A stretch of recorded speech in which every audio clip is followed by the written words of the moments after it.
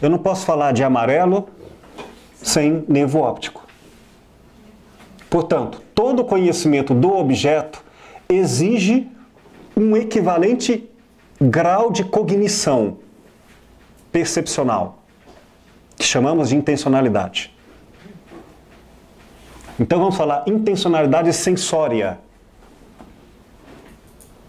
Eu só posso falar objetivamente do amarelo se eu tiver bastonetes nas minhas células do nervo óptico capazes de ver amarelo. Senão, não posso falar do amarelo em si. Está claro? Vamos falar juridicamente. Eu só posso falar em traição,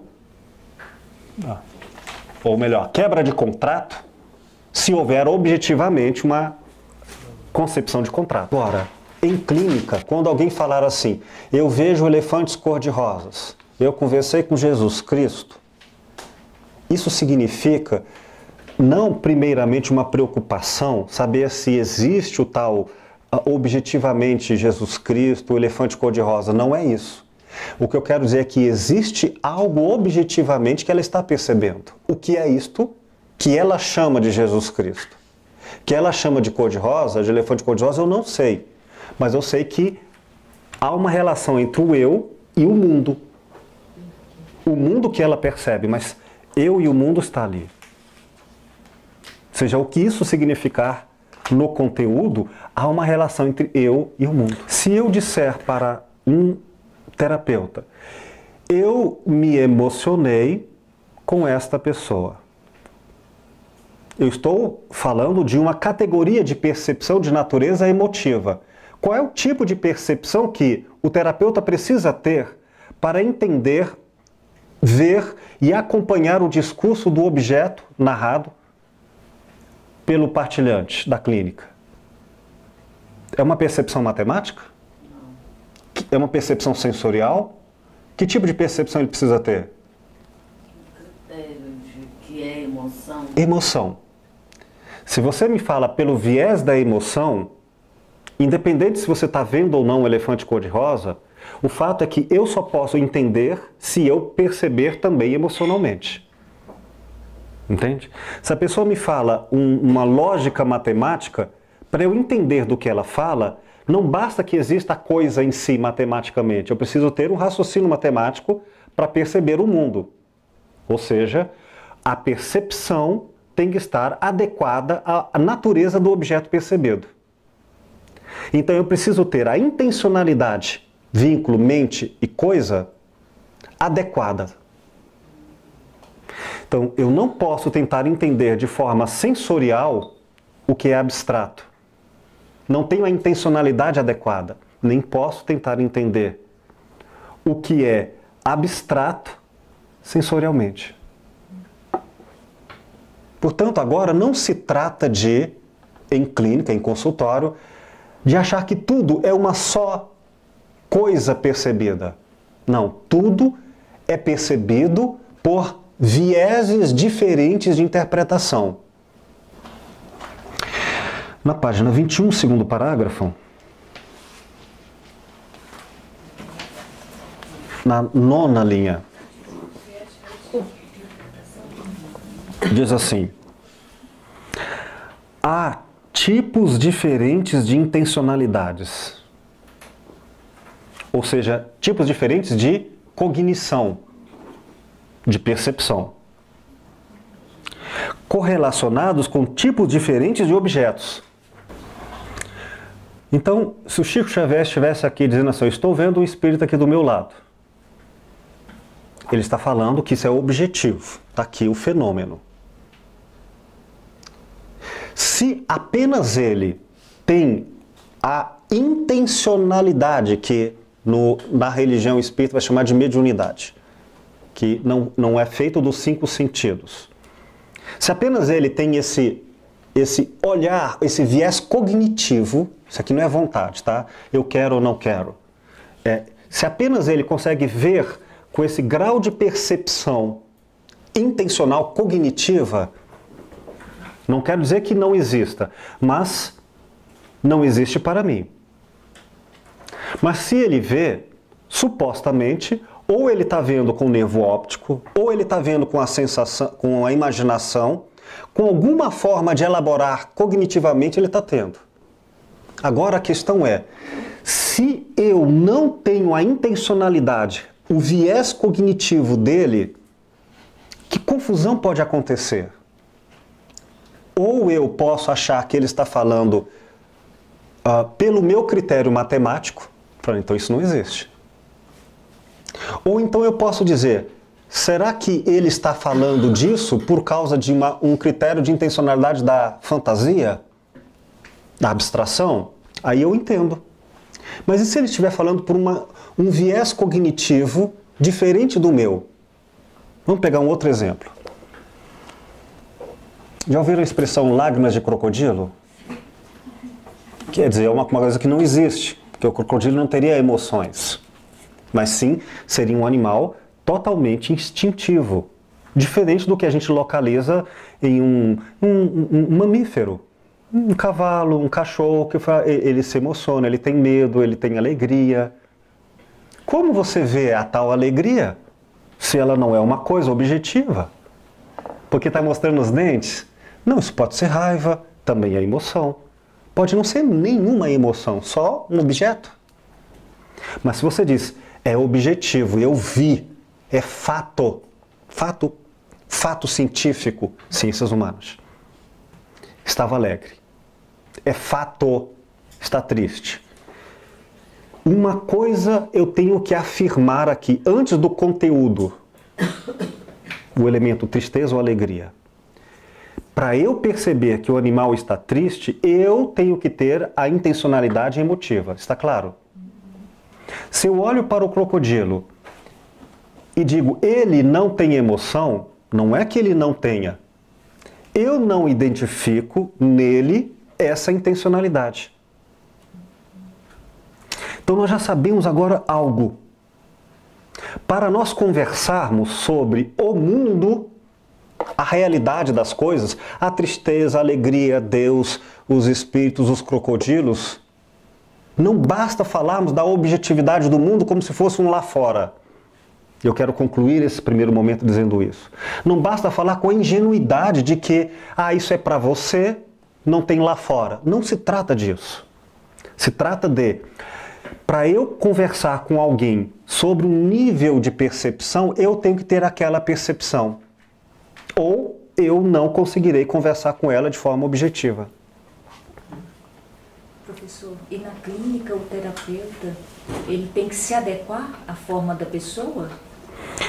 Lembremos que nós não estamos falando necessariamente de vontade, mas de limites de percepção. Posso eu me adequar ou não? Por exemplo, você me fala chorando ou triste de um fato.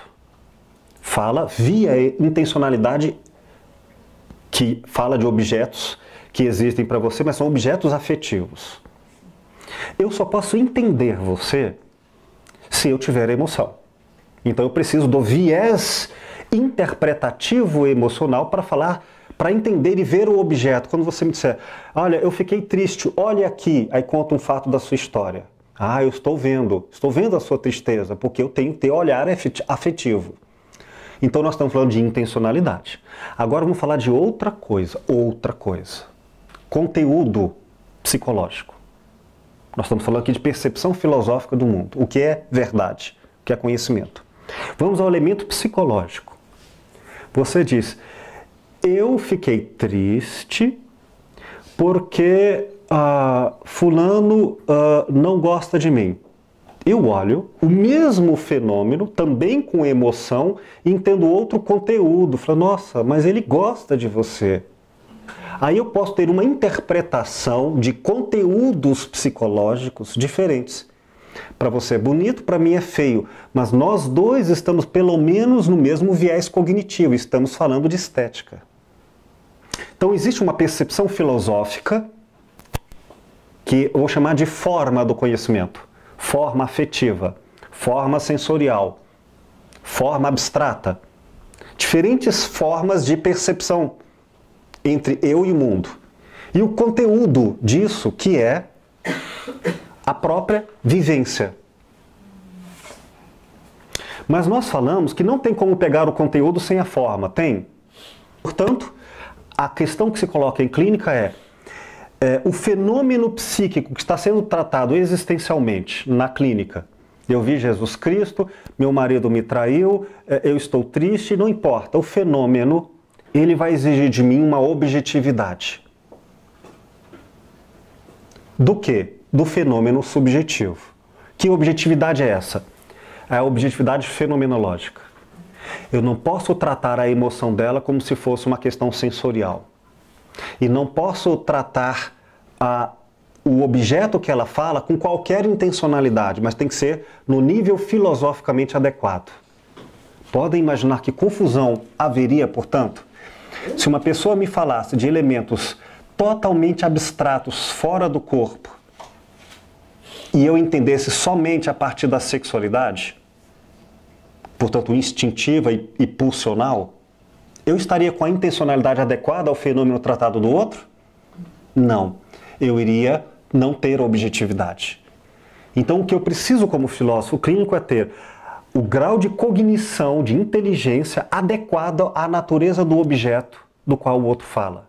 Isso é arte, mas exige objetividade. Sim, querido. O autor trata como exemplo aqui a intencionalidade pictorial ao observar a fotografia. Não é? Uhum. Como é que se estabelece quando se trata de um deficiente visual? Muito bem. Olha o que ele está dizendo aqui. Vou fazer a leitura. Por exemplo, nós executamos intencionalidades perceptuais quando vemos um objeto material ordinário, comum. Mas devemos intencionar pictorialmente quando vemos uma fotografia ou uma pintura.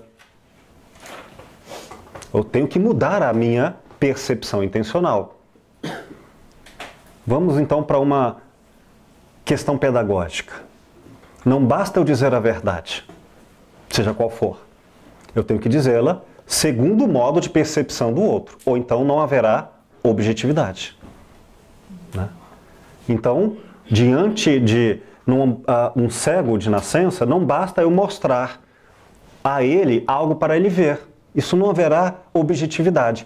Objetividade aqui é publicidade. Objeto é diante de nós, é público. Para qualquer pessoa, para mim ou para você, embora para mim seja tristeza e para você ser alegria, é público, é comum entre nós a emoção.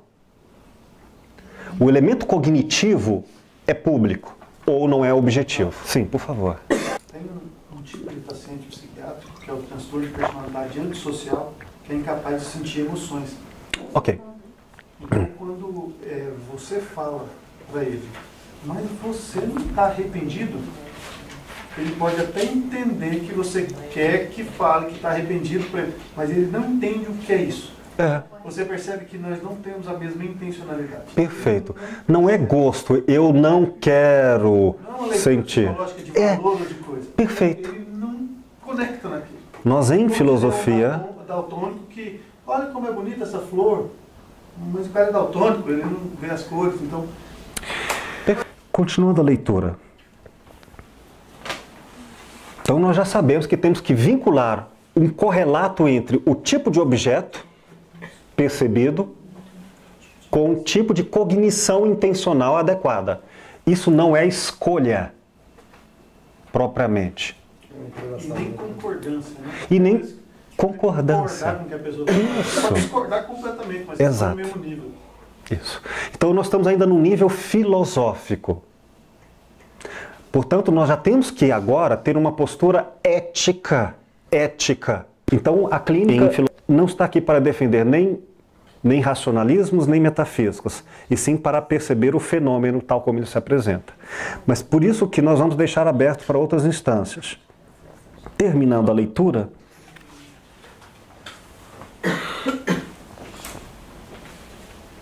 diz assim, na página 21, ainda outro tipo de intencionalidade está agindo quando tomamos algo por ser uma palavra, outro quando recordamos algo, e outros novamente quando fazemos juízos ou classificamos coisas em grupos. Então observem, Uma coisa é eu experimentar o objeto, a garrafa. Outra coisa é, outra intencionalidade, outro grau de cognição é falar da garrafa em minha memória. Da garrafa como símbolo. E outra coisa ainda é usar uma ideia de juízos de valor. Isto é justo segundo o contrato. São intencionalidades diferentes. Podemos falar em intencionalidades da cultura, que envolvem teias de amarração, como ciências, religiões, falar em estabelecimentos de segundo tal religião, segundo tal direito, é uma intencionalidade que exige uma visão complexa, uma intencionalidade de objetos presentes, objetos ausentes. Então agora nós já sabemos que não vamos mais conversar sobre as coisas como se elas fossem óbvias. Elas vão exigir uma investigação, uma competência, uma adequação com o tipo de intencionalidade em sintonia com a natureza do objeto a ser visto. Então, uma partilhante certa vez me disse que levou uma surra do pai, quando criança, e guarda isso até hoje, quando ela disse, o pai, não me lembro exatamente a história agora, mas ela fez alguma coisa que o pai considerou errado, pela intencionalidade dos critérios que ele elaborou, e ela respondeu, foi sem querer querendo. Isso dela vinha de um desenho do Chaves, que tinha, portanto, ela estava fazendo o quê? Uma brincadeira. Ela estava brincando, e o pai entendeu como desrespeito, segundo outros critérios de valores. Um outro exemplo. Então, a linguagem não pode ser feita apenas nos elementos, vamos dizer, psicológicos. Eles têm que ser feitos também nos elementos filosoficamente adequados ao nível de compreensão do que se chama de verdade. Você deu um passo à frente agora. Sim. Você pegou você criou uma intencionalidade em segunda ordem. Você tinha falado em uma intencionalidade inicial, que seria bem basal, capacidade de ver, capacidade de sentir, capacidade... E agora você criou uma intencionalidade com conceitos mais complexos. Isso. Nós centraremos lá, mas é isso que nós dissemos aqui. Vamos falar de vários tipos de intencionalidades. Uma na palavra. Outra na memória desta experiência ou da palavra. Outra ainda quando fazemos juízos. Outra ainda quando classificamos. Por exemplo, você falou aqui sobre uma síndrome. Né? Qual o nome da síndrome? Transtorno de personalidade antissocial. Isso, transtorno de personalidade antissocial. Ora, eu posso ouvir a palavra. É uma intencionalidade. Eu sou uma pessoa letrada, transtorno, elementos fragmentados, personalidade. Mas quando você está falando isso, você pode estar falando dentro de toda uma teia de cognição, de teoria médica, no qual não é uma palavra simples. É uma compreensão que só faz sentido com o enredamento de outras teorias. Então isso é uma intencionalidade de graus de complexidade que se você fala, e aí vamos falar, por exemplo, de um equívoco, como um médico psiquiatra diz para outro, aí isso é simples, é um transtorno de personalidade, este médico acha que ele está levando ao outro toda a compreensão enredada cientificamente. Mas a pessoa pode ouvir aquela mesma expressão e fazer uma intencionalidade via cognição meramente emotiva, ou seja, dancei, eu estou mal.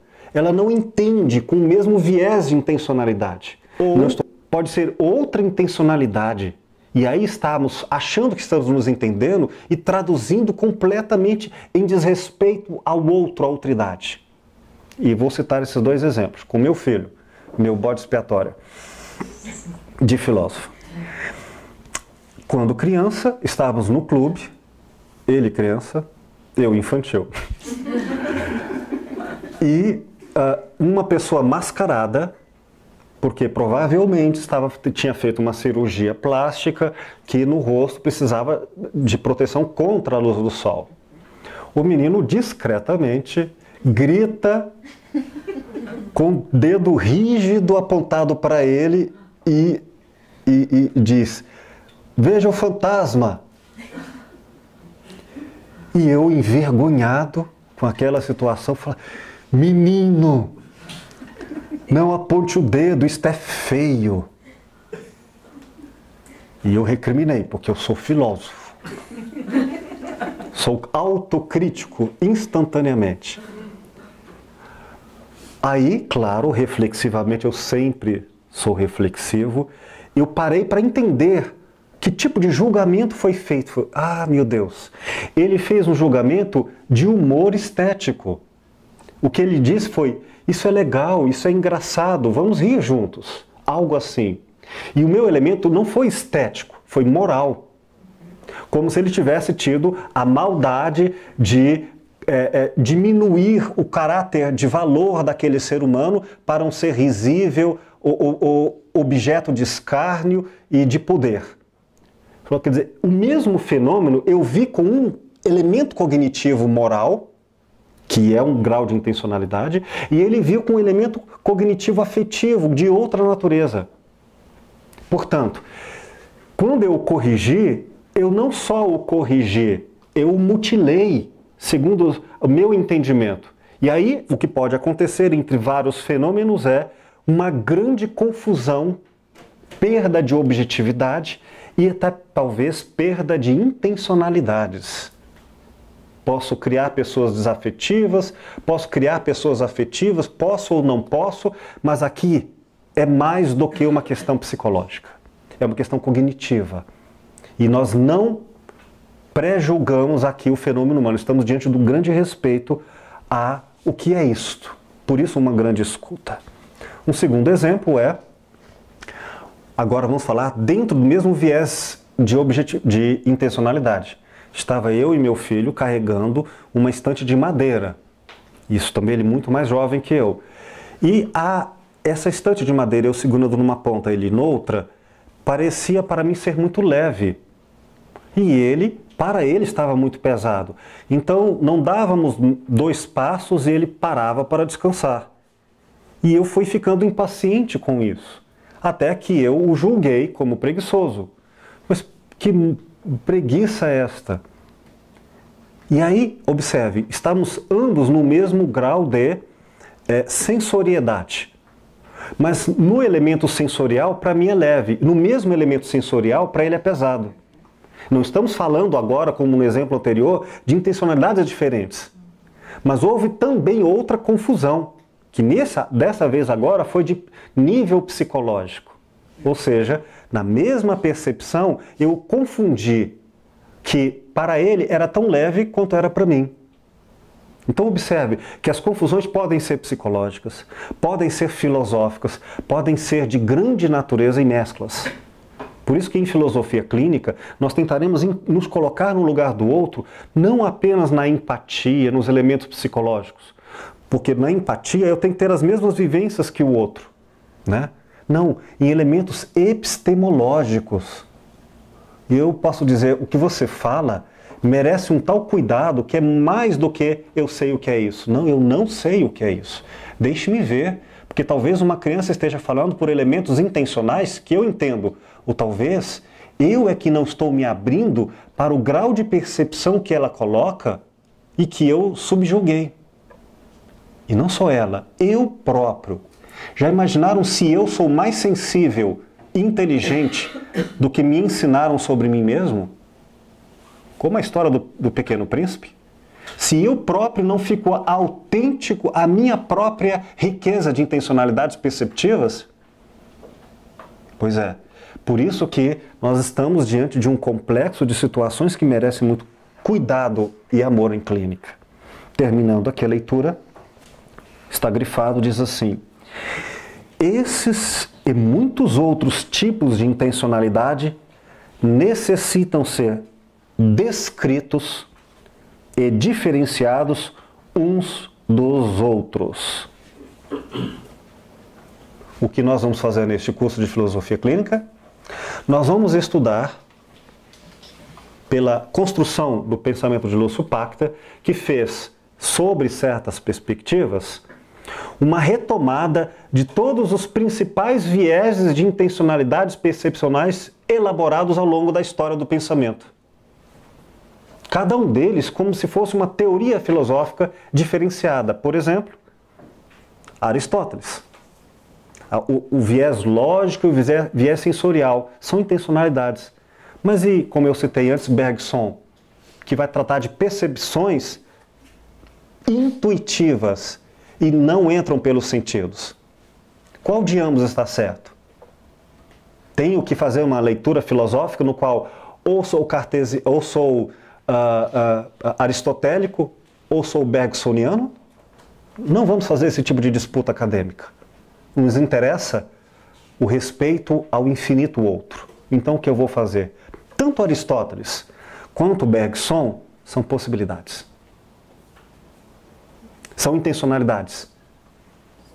Então Lúcio reuniu todos os possíveis tipos de percepção da realidade, sem disputa. E diz, deixa eu me tornar rico e erudito nas possibilidades humanas, com dois tópicos anômalos, ou seja, já não são mais intencionalidades. Elementos de percepção que não partem nem sequer do que já foi classificado ou é passível de ser classificado, mas tem direito à linguagem. Parece que certas literaturas, desde as religiosas místicas até as mais corriqueiras, podem estar cheias de uma riqueza de realidade que não estão dentro das classificações como nós entendemos de fenômenos humanos, mas estão aí dizendo coisas, ou a vida através delas. Se nós nos tornarmos ricos nas principais intencionalidades do fenômeno humano e tivermos carinho e respeito ao infinito e à outridade, o que acontecerá quando nós ouvirmos o outro com esse profundo respeito à diversidade? Aí nós teremos uma clínica sem prévios conceitos médicos, psicológicos, patológicos, saúdes, sem prévias ordenações. Nós não vamos abandonar a medicina, as psicologias, as antropologias. Não. Não vamos nem abandonar nossos próprios valores, mas nenhum deles será critério objetivo que apague os demais. Portanto, vamos nos enriquecer de humanidade para que a diversidade se oferte em nosso coração. E assim, concluindo a aula de hoje, neste primeiro texto, na página 22, no segundo parágrafo, linha 14, diz assim: separar e diferenciar todas essas intencionalidades, como também os tipos específicos de objetos correlatos com elas, é o que é feito pelo que a filosofia chamou de fenomenologia. Descrições como estas ajudam-nos a entender o conhecimento humano em todas as suas formas. E também nos ajudam a entender os muitos modos em que nós podemos estar relacionados ao mundo em que vivemos. E aí, página 23, segundo parágrafo.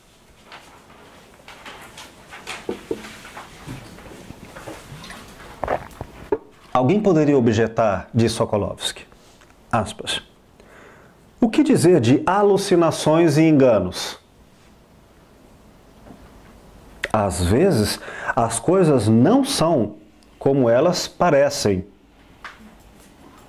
Podemos achar que vemos um homem, mas damos a volta e é só um arbusto. Podemos achar que vemos um punhal, mas nada está lá. Obviamente, o homem e o punhal estão apenas em nossa mente. Não é isto que mostra que tudo está na mente? O autor então faz uma pergunta irônica para dizer: o subjetivismo é que está certo, no fundo está tudo na nossa mente. De modo algum, responde ele. O ponto é simplesmente que aquelas coisas podem parecer com outras coisas. Às vezes pode parecer que estamos percebendo quando realmente não estamos. Uma noite, alguns anos atrás, no inverno, eu dirigia em direção à minha garagem e vi uns poucos pedaços de vidro na calçada. Julguei que alguém deveria ter quebrado uma garrafa lá. Estacionei meu carro perto da estrada, pretendendo voltar na manhã seguinte para limpar a calçada. Quando retornei no dia seguinte, achei só algumas poças de água e pedaços pequenos de gelo. O que eu havia visto como vidro era de fato só gelo.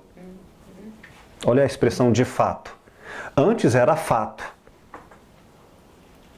O que julgava. Agora ele está chamando de fato outro elemento.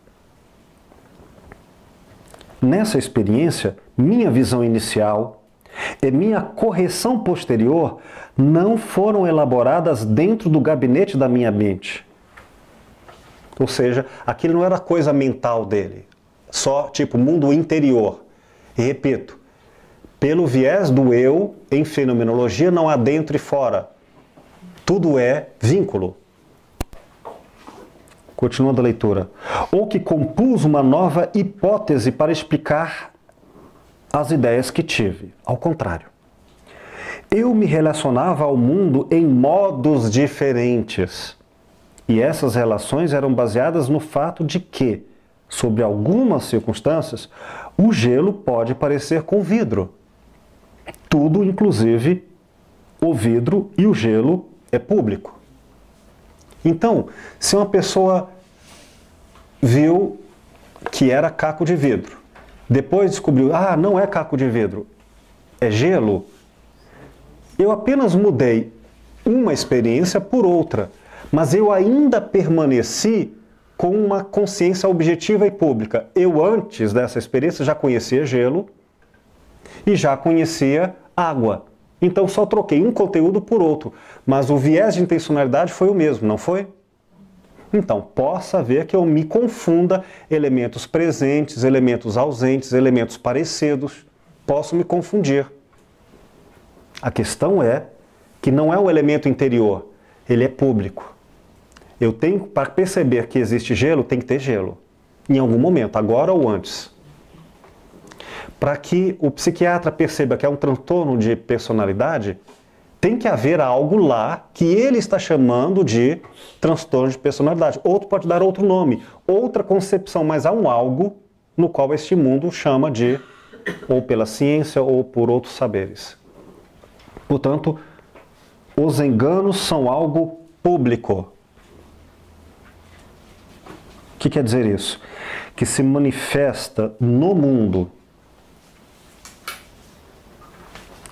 Portanto, quando alguém fala, eu tive um sonho sobre isso e aquilo, isso é público.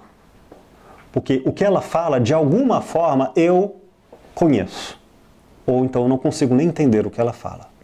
O que eu conheço é uma ponte, um conhecimento objetivo. Entende? Eu sonhei que eu estava numa fazenda. Bom, o conteúdo interpretativo de como essa pessoa entende por fazenda é próprio. Mas algo disto que chamamos igualmente de fazenda é público, é objetivo. E se eu não tiver nada, nenhuma possibilidade objetiva entre nós, não há linguagem. Olha, eu vou tentar explicar aquilo que você não entende, você nunca viveu isso. Mas eu vou tentar te explicar de uma maneira que você entenda. Aí eu conto uma história, uma metáfora, em que eu traduzo algo que a pessoa não tem como perceber, porque ela não tem a intencionalidade, a inteligência para aquilo, mas eu trouxe para uma amarração com vinculações que ela entende. É como se fosse frio, é como se fosse quente. O amor é uma coisa fria, o amor é quente. Mas não é efetivamente uma relação sensorial. E eu lhe aviso, é como se. Então é possível que eu fale de questões que estão para além da percepção, dentro da percepção Então eu tenho que fazer pontes, nessas pontes podem haver perdas, ganhos, alterações, corrupções. Bom, e assim continuando a leitura, também o são, página agora 24, o encobrimento e a camuflagem. Todos esses são tipos de fenômenos nos quais uma coisa é tomada por outra. Logo, gente, não se preocupe se em clínica uma pessoa está dizendo a verdade ou está dizendo a mentira. Tanto faz. Mesmo a mentira revela a intencionalidade. Por exemplo, eu vou contar eu vou contar uma mentira. Aí eu conto uma mentira cheia de uma narrativa de política. Ora, independente se era verdade ou não, em campos outros de objetividade, foi via a intencionalidade de que essa pessoa tem conhecimento político. Eu vou dar um exemplo melhor. Eu falo com altíssimo grau de conhecimento da gramática. Ou eu falo em um alemão fluente. Eu nem preciso conhecer a história da pessoa para saber que ela já tem um viés de intencionalidade altamente desenvolvido em linguagem. E, portanto, isso tem história, e, portanto, aí eu já tenho muitas coisas. Então, se uma pessoa conta piadas eróticas ou piadas racistas, não se trata de verdade ou não factual, porque é uma ficção, é uma piada. Mas qual o viés de intencionalidade que está ali? O erotismo, a complexidade do racismo, dos valores. Então, mesmo piadas, mesmo ilusões, mesmo delírios, não importa. Se é linguagem, é via intencionalidade. Então, eu já tenho elementos objetivos. Não me importa se você ficou com medo de bicho-papão ou do assaltante. O fato é que a intencionalidade do medo é real. Se é bicho-papão ou se no fundo era uma pessoa amiga que estava chegando e você não sabia, não importa tanto. O fato é que a intencionalidade, quer dizer, importa dependendo do fato, mas a questão é, a intencionalidade permanece verdadeira. Então eu já posso estudar quais são as intencionalidades, as perspectivas, os modos de compreensão da realidade de uma pessoa independentemente do conteúdo. Independentemente quer dizer não fora da história, mas fora do momento instantâneo. Por exemplo, a pessoa passa a vida inteira fazendo comparações com comida. A vida inteira ela valoriza tudo a partir do que é gostoso e o que não é gostoso. Isso não é certo nem errado, é só uma caracterização. É provável que esta pessoa, doravante, continue vendo com os mesmos olhos dela. É claro que ela pode mudar, dizendo, eu gostava disso, agora eu não gosto, eu gosto daquilo, mas permanece com a intencionalidade sensorial. Então, se uma pessoa tende a uma intencionalidade erótica ou uma intencionalidade moral, então eu tenho uma espécie de tendência inercial dela. Pode mudar? Não vou dizer que não. Mas isso que eu chamo de você, isso que você reconhece em si mesmo, quer dizer, esse modo de ver o mundo, se eu entender esse padrão e esse mapeamento em que é uma tendência em de você ser você, mesmo que mude alguns aspectos, eu não terei os seus olhos, mas eu terei um óculos para ver com os seus olhos, com a sua intencionalidade. Isso me dará muito na clínica.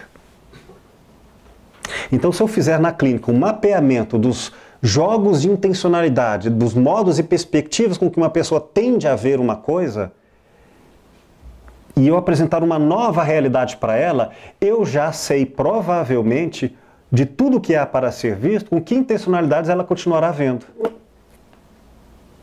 Se eu conseguir captar uma espécie de padrão do modo único de cada pessoa de ver. Mas agora eu não farei uma intencionalidade científica ampla.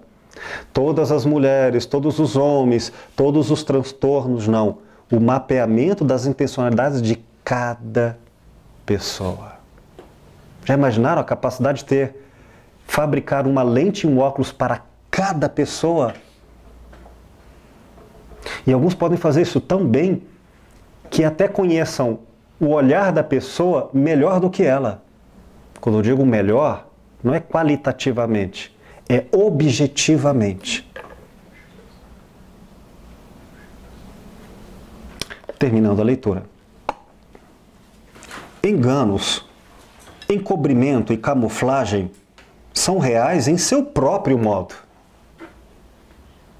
Eles são possibilidades do ser e eles pedem sua própria análise. Até alucinações têm um tanto de realidade nelas mesmas. O que ocorre quando acontecem é que nós pensamos que estamos percebendo quando realmente estamos imaginando.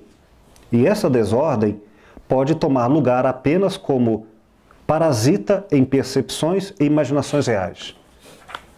Então agora nós não vamos mais patologizar percepções. Nós vamos ver, será que estamos percebendo, estamos falando com objetividade? O que ocorre quando acontecem é que nós pensamos que estamos percebendo. Eu já li isso. Tá. Última linha aqui. Para que possamos ser capazes de alucinar, devemos ter entrado no jogo de intencionar ou mirar coisas. Nós não poderíamos alucinar se não estivéssemos cientes da diferença entre percebermos e sonharmos.